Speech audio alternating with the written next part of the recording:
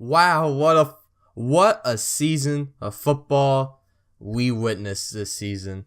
How's it going, guys? Mr. Game of Famer, and today we have another episode of Sports Talk.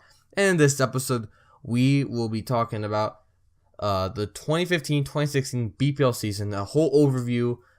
We'll go through each team and just how they performed, and that's what we're going to do. At the time of recording, we still have one more game, which is the Manchester United-Bournemouth game, which was called off, which was abandoned. They're going to postpone that. So, still, I really wanted to talk about the whole season in general. So, hopefully, you guys enjoy. So, sit back, relax, enjoy me talking for who knows how long. So, we're going to go through 20 to number 1. I'm not going to talk about number 1 a lot because I already talked about them in a separate episode. If you want to see that, go check out the playlist. So yeah, if you don't know who it is, stay tuned. But if you know who it is, yeah, you know. So, 20th, we have Aston Villa. They finished the season with 17 points. 17 points. Absolutely terrible. They only had 3 wins of the season. They had a goal difference of negative 49. Just absolutely embarrassing, and they deserve to go down because they were awful, absolutely terrible. They didn't deserve to stay up. They sucked. To be honest, they actually sucked. And the managers, although Remy Gard, he wasn't really given any finances to spend in January. They didn't bring anyone in January, and he didn't do anything as well. I forgot Tim Sherwood was also the manager, and they were awful. They're probably one of the worst BPL teams in history. So yeah, who knows? Next time we'll see them in the BPL. Next up, 19th, we have Norwich City, 34 points. At a goal difference of negative 28. Norwich. There's some teams on here that you just can't really talk about because you don't watch a lot and not familiar. They were just, not really anything all that special. They have some decent players on their team, like John Ruddy and Nathan Redmond. But overall, didn't do anything great. 34 points, like I said. So, who knows? We'll probably see them up again anytime soon. So, yeah, there's that. Very quick. So 18th place, Newcastle United. So these are the relegated teams here. So Newcastle United, 37 points with a goal difference of negative 21. I really feel bad for Newcastle United, especially their fans, because they were robbed. They should have stayed up. If Rafa Benitez came in earlier to manage, completely different story. Probably Sunderland will probably be relegated. So, they were given a lot of money. They spent, 80 million, the whole, I want to say the summer. So, that's a lot of money. And I think the manager that they chose in Steve McLaren was a terrible idea. Terrible option, just from the start, because he hasn't really had any success. He was the England manager, but he didn't do anything. He was also Derby County manager previously, so I really feel bad. There's some decent players on their team. They spent a lot of money, and they absolutely destroyed Tottenham the last day. 5-1 they beat them. So that was the potential they could have. Just imagine if Rafa Benitez came in a month or two earlier. Newcastle will still be in the BPL, and if they retain Rafa as the manager into the championship, they're going back up without a doubt. They're going back up. But if they don't, who knows? I think with their squad, and if they don't lose a lot of players, I think they will probably be back up sometime soon. So very disappointed. I feel bad for the fans. Just their ownership is just poor. Just like Aston Villa, to be honest, as well. So, yeah, there's all the relegated teams. So now we're going to talk about Now the bottom half will be 11 through 17. Now we're talking about Sunderland next. They just escaped relegation, 39 points with a negative 14 goal difference. Sam Allardyce is a solid manager. He was a solid manager when he came in West Ham. He's never gotten a team that he's managed relegated. So, Sunderland manages to do it every year. They did it with Gus Poyet on 2013-2014 season. Earlier in the season, next season, he got sacked. Brings in Dick Advocat. Same thing. They're in relegation territory. They get up. They stay up. And then next season, which is this season, early on in the year, Dick Advocat, he leaves. So, and they were in, relegation territory. And then Sam Allardyce came in, and they saved him. They saved him. Jermaine Defoe played well. So, they were just, they just managed to stay up. So, good for Sunderland. Good for them. So, 16th, we have Bournemouth. Although they do have a game in hand, they have, at this time, 42 points with a negative 20 goal difference. They still managed to keep up, which is cool. Definitely one of the smaller clubs. This is the first time they're in the first tier in their history, I believe. I want to say that. So they have the smallest stadium capacity of 11,000. So they're basically a smaller team, and they stayed up, which is awesome. That's really cool. So I wonder how they're gonna do next season. Like I said, I didn't say this. So there's a big TV deal coming in next season, and tons of money is going to be put into it. So I wonder how Bournemouth's going to spend the money on, maybe increasing the facilities, also probably their players as well. So that's cool. That's Bournemouth stayed up, and hopefully, he did do a good job. Eddie Howe, I believe that was the manager, managed to keep them up. So good for Bournemouth. 15th place, we have Crystal Palace, 42 points and a negative 12 goal difference. I thought they played pretty well earlier on this season. I thought they played well. Kabai was playing well, and they have some good players like Balassi. Balassi, when he's on form, he looks terrific. Wilfred Zaha is good. So they're a good team, and Pardew is not a bad manager. He's often criticized a lot, but he's not terrible. And they started off very well, and then 2016 hit, and they're they were terrible, not good.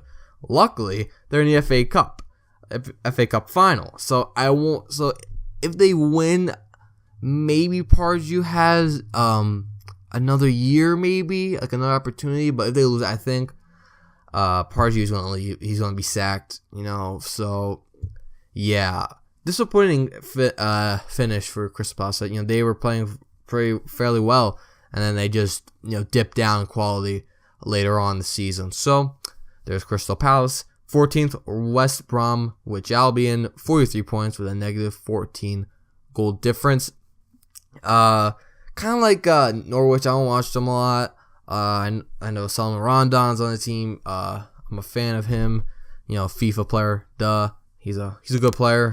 Rondon in FIFA. So I don't watch him a lot. I know Tony Pulis is still the manager. He's still a decent manager. They stayed up. I can't really say anything else. That they stayed up. That's good for them. So let's move on to 13th. Watford, 45 points. It's a negative 10 goal difference. They played pretty well, I thought. They kind of dipped down a little. They dipped a little bit in their quality, but they still have some good players. Dini and Igalo played very well together throughout the season. And Kiki Flores, the manager, he's rumored to probably be sacked. Which is definitely interesting because I thought they didn't do too bad. He led them to a FA Cup semifinal appearance, and they didn't play terrible. They did not play all that bad. So it's definitely interesting. But I wonder how they're gonna get on with the new manager. So there's that. It's not confirmed yet. At the time of this recording, it's not confirmed that he is sacked. So yeah, there's that. Watford 13th. 12th, Swansea City, 47 points with a negative 10 goal difference. I thought they played well in the beginning. It was kind of like Crystal Palace. They played well. Gary Monk. And I felt bad for Gary Monk when he got sacked. And then they kind of went on a downhill spiral a little bit. And then their interim manager, which was like the assistant manager, they actually extended it for like another couple years, which is cool. Which is good for them. They played well. They just drew at home with Manchester City. So very happy for them. They're a good team. They have good players. Andre Ayew, Bafétimbi Gomis was started off very well, very hot in the first half, and kind of went a little bit downhill, but they still have some quality players on their team. So there's Swansea City. 11th, this is Everton, 47 points with a positive 4 goal difference. They have a talented team up front. Talented attacking team. Romelu Lukaku, Ross Barkley. Talented. So much talent. I'm saying talent a lot. But they do. Attacking, they can score the goal. In the back, that's where it gets a little shaky. They're really shaky in the back. John Stones, although he is highly talented, is often criticized. So I think he should not have that big million that move to Chelsea. He still has a lot of work around his game. Phil Jagielka, old, doesn't really cut it. Kind of like Leighton Baines. Like they're solid, but I think Baines is pretty good, but they're getting on a little bit. Seamus Coleman, he's a little younger. Goalie, they need to prove that. Tim Howard was not good this season, not good, and he's leaving for the MLS. Robles, he's not terrible. Joel Robles, he's not terrible. Joel Robles, is that I think that's his name. Yeah, I know it's Joel, his first name. Yeah. I think that's his name. He's not bad, but I think they need a number one goalie, like a true number one goalie. I think that's what they need to invest in this upcoming transfer window. And Martinez was obviously sacked. I feel bad for Martinez because he had his first season with Everton. It was a good season. Managed to get them to 5th place, but it kind of went a little bit downhill. I thought the second season was like, okay, maybe the Europa League was kind of affecting him due to that crazy scheduling. But his philosophy, it didn't work out at the end. Got him sacked, and Frank de Boer is rumored to be the manager. Just left Ajax, so he's most likely to be the manager of Everton. So now coming to the top half, number 10, we have Chelsea, 50 points, positive 6 goal difference. Chelsea, first half, terrible, absolutely awful, and it was hard to picture Chelsea being relegated. And I was like, just imagine Chelsea being relegated with an amazing squad, and they're getting relegated. I think it was probably Mourinho, like something with them in the locker room, just probably the whole team's relationship, And I heard that they weren't playing for him. Like, that's honestly ridiculous because that's terrible. Like, why do you guys have professional jobs playing football, and you're not showing any effort? And Mourinho, he lost his touch. And luckily, Custodian came in, and he performed. He wasn't terrible, as honestly, in my opinion, he didn't do a terrible job as the Inter manager. But now Conte, the Italian manager, is coming in to be the next manager in the next season. So hopefully that pans out well. It was just a weird year for Chelsea. Weird year. Hazard didn't have a good year. Costa, he was the leading scorer, although he didn't do as good as last season. So yeah, it was just a weird year for Chelsea. So 9th place, we have Stoke City, 51 points with a negative 14 goal difference. I think attacking as well, like Everton, they are talented. Up front, Diouf, or I guess Peter Crouch, I guess you can say. Either one of those two. In attack, you have Arnautovic, Boyan, and Xherdan Shaqiri. That's talented. Remember when they actually destroyed Manchester City, and they bossed it, and overall they didn't play too bad. Obviously they had their record signing Mbula from Porto. I didn't hear a lot about him, so there's that. And I thought Butland is someone who, in my opinion, got snubbed for the Euro 2016 roster, the 26-man team. So yeah, obviously, England named their Euro roster for the 26-man roster, and then they named a 23-man roster. So there's that. So yeah, there's Stoke City. Good for them. But I think they have a lot of potential. Mark Hughes is a solid manager. So there's Stoke City. 8th place, Liverpool, 60 points, with a positive 13 goal difference. Brendan Rodgers, his little era, his time there was first, that first year. I believe it was his first year, I want to say, with, Luis Suarez, 2nd place. They should have won the league.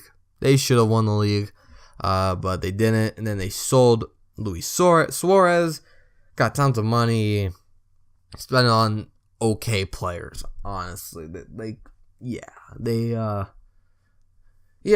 spend their money wisely, to be honest. And then, next season they finished, I want to say they finished 5th, I believe. So, yeah, they still managed to get European competition, and it looks like, I don't think 8th place it's a Europa League spot, I want to say. So, but I thought I love Jurgen Klopp because he shows so much passion, and I think we need more of those for more managers to show so much passion, and he's excited. He's kind of like one of the fans. He's like a fan managing his dream team. So yeah, Klopp is a great manager, and I think they're in the Europa League final, which is awesome. I'm actually kind of rooting for them to win because that's cool. It's been a while since when's the last time an English team won a European title? I guess it was Chelsea a couple years ago. When was that? 2012, I want to say. Time flies. It's already 4 years. I forgot the exact year, but it was a couple years ago. So yeah, Klopp. I wonder how he's gonna play and how he's gonna spend the money during his first summer transfer window as Liverpool manager, because he only had January. I think he only brought in one player. So then he's gonna build his own team because he basically managed a bunch of players that probably Klopp didn't really want to use, but he was forced to use from Brendan. So there's Liverpool. 7th place, we have West Ham United, 62 points with a positive 14 goal difference. West Ham United, obviously they're going to a new stadium, the Olympic Stadium. This was their last year in the Bowling Grounds. I thought they played great. They did, and I'm just wait. So I think Europa League spots are 5th and 6th. I want to say, I don't know about 7th. I don't think 7th place is Europa League. So they played great, and I think they should have. At the end of the day, should have gotten a Europa League spot or European competition or whatever, because they played great. I think they had a little bit of a rough patch when Payet got injured, and how they finished off the year, kind of disappointing, But they have there's a lot of talent on that team. Slaven Bilic looks like a good manager. He's a good manager right there. Payet was unbelievable, great signing. Yep, Andy Carroll, even when he was healthy, he didn't play that bad. I thought he played pretty well. So there's Andy Carroll. Lanzini played well. So there's some good players on that team. And at the end of the day, like I said, should have gotten Europa League spot. But overall, West Ham fans should be happy with their performance this season. They played great, and this is actually the first time in their history in the BPL era, I want to say, that they finished with a positive goal difference. So that's a little bit interesting right there. So there's West Ham United. 6th place, we have Manchester United. They obviously have another game in hand with 37. Although they have 37 points, 37 games, they have 63 points with a positive 12 goal difference. Manchester United, that's an interesting team. That's interesting because Van Gaal is, he's interesting. He's interesting, you know. So I think he's gonna stay for another season. I think, you know, I think if they win the FA Cup final, I think he's gonna stay. If he doesn't win, I think there's gonna be a lot more pressure behind him. So I think in the back they don't concede a lot of goals. They only conceded 34 goals, which I believe is the least amount. Which is the least amount in any team, which is good. You know, that's what they had to play. That's what they had to fix. But they only scored 46 goals, so that's a problem right there. Up top, you know, they have good players like Martial was actually a good player. A lot of money still, yeah, but overall his first season was pretty impressive, to be honest. Depay still, Memphis, he just didn't have a great year, to be honest. You know, he's probably adapting to the game in England, so we'll see. Rashford played well with his time. Rooney, he played all right. So overall, they still have Europa League. So we'll see if they have automatic group stage or playoffs. So there's Manchester United. 5th place, Southampton, 63 points, 18 positive 18 goal difference. Southampton, just wow, very very nice from Southampton. They've gotten better and better. They have a good team. Wanyama, Fraser Foster, talented players, and they have a great manager, Ronald Koeman. Yeah, he's great. He's a great manager, and Southampton should be lucky to have him. He's a good manager.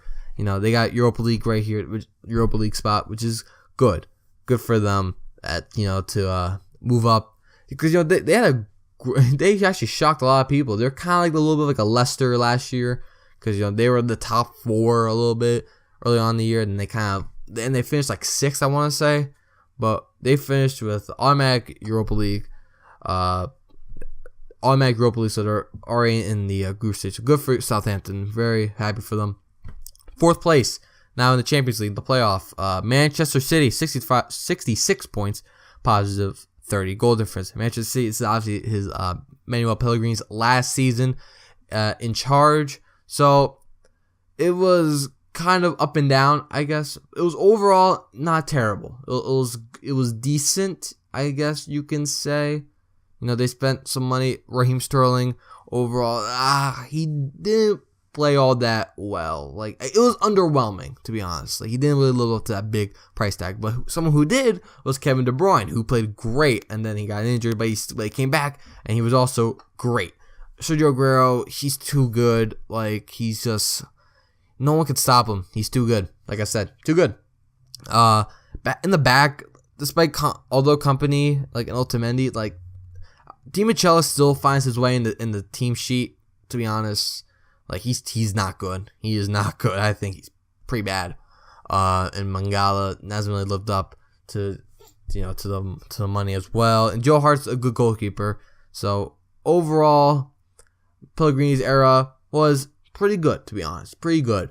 So he still led them to a title. And Pep Guardiola is coming in as the new manager next year. So that's going to be pretty scary. 3rd place now. Automatic qualifications for Champions League. Tottenham Hotspur, 70 points. The positive 34 goal difference. Tottenham Hotspur, a very impressive year with a poor ending. Just how they blew 2nd place, which is crazy. Just how. But it was Tottenham Hotspur should be happy. They played great. You know, Harry Kane was not a 1-year wonder. He performed so well this season. A lot of good performance. Dele Alli was great, and the defense was great. You know, John Vertonghen and Toby Alderweireld. Hugo Lloris was great. Pochettino looks like a really good manager. He's fixed that whole team. So overall, I think this is a good team, and it could be pretty scary in the future. In the future. Second place, Arsenal, 71 points, positive 29 goal difference. Arsenal, I don't know how they managed to finish in second place, because it was honestly a disappointing year for Arsenal. They hit some rocky patches, to be honest, and that's Arsenal. With their injuries and just inconsistent play. Wenger looks like he is going to play. He's going to stay for one more year. But yeah, it was inconsistent. Although they had some great years from Mesut Ozil, who played terrific, and Sanchez played well, and I thought Petr Cech played very well, although he had that rough, West Ham debut. But overall, I thought he played very well. Although Arsenal fans are happy, this is the year, like I said in the Leicester City video, that they had, Leicester City won. So they should have they had to look back, and all the teams in general should be like, what went wrong? Leicester City won. So that's crazy. So hopefully Arsenal spend some money, because that's Arsenal, to be honest, are lacking some players, like a midfielder and an out-and-out striker. No offense to Giroud, but on this day could be pretty good. But he's very inconsistent, and he gets a little. Fans are a little not really patient, but this Arsenal deserves a much better and world-class striker. So there's Arsenal, and first Leicester City, 1,000 to 1 different 1,001 odds to win. And I think I said in the Leicester City video, my other Leicester City video, that if it was the best upset, it was a bigger upset than Greece 2004 Euros. And I think I said it's up there. I think I changed my opinion. I think Leicester City is a better upset than the Greece 2004 Euro win, because I think there was a lot more doubters, than people that were more doubtful than optimistic, and just how they did it was unbelievable. I'm not gonna talk about a lot. If you want to see the video, go check it out. But yeah, that's honestly it. I think this is probably one of the best, if not maybe the best season in history of the English Premier League. Just absolutely amazing. Will be remembered for years to come. And now they're actually going to change the names, because it won't be the English Premier League. It'll be the Premier League now. So there's going to be that. There's new branding. So yeah. So that's it, guys. This year, 2015-2016 year, it was unbelievable. And I can't believe it's over. The season's already over. It's done with. So we have to wait till next. Wait for another, let's see, May, June, July. So 4 months? So it starts May, August. So yeah, we have to wait. So guys, what are your thoughts on 2015-2016 Premier League? And so yeah, thank you guys for watching. Comment, rate, and subscribe for more content on this channel. And I'll see you guys next time.